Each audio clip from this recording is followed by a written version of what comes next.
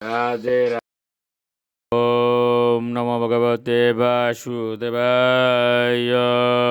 ওম নমো ভগবতে বাসুদেবায়। ওম নমো ভগবতে বাসুদেবায়। শ্রীমদ্ভাগবত তৃতীয় স্কন্দ স্থানম সৃষ্টি স্থিতি ৩০ অধ্যায়।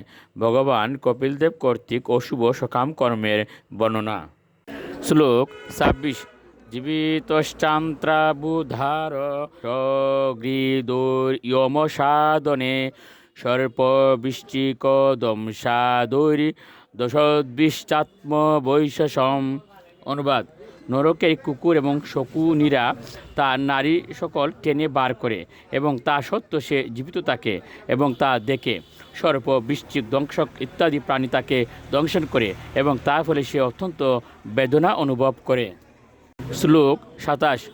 কৃন্তনম চাবয়বশ গজাদিব্যৌ বিদাপনম পাতনম গিরি শৃঙ্গে বৌ রুদনম চাম্বু গর্তয়ু। অনুবাদ: তারপর তার অঙ্গ প্রত্যঙ্গগুলি খণ্ড খণ্ড করে কাটা হয় এবং অস্থির দ্বারা বিদীর্ণ করা হয়। তাকে পর্বত শৃঙ্গ থেকে ছুঁড়ে ফেলা হয় এবং জলে অথবা গুহায় তাকে অবরুদ্ধ করা হয়। শ্লোক ২৮। ইয়াস্তামিস্রা অন্ততামিস্রা রৌরবাদাশ্চ ইয়াতনাহ ভুঙ্ক্তে নর বা নারী বা মৃত সঙ্গে নির্মিতাহ। অনুবাদ: পুরুষ এবং স্ত্রী যাদের জীবন অবৈধ যৌন আচরণের মাধ্যমে অতিবাহিত হয়েছিল তাদের তামিস্র, অন্ধতামিস্র এবং রৌরব নামক নরকে নানা প্রকার যন্ত্রণা ভোগ করতে হয়। শ্লোক ২৯।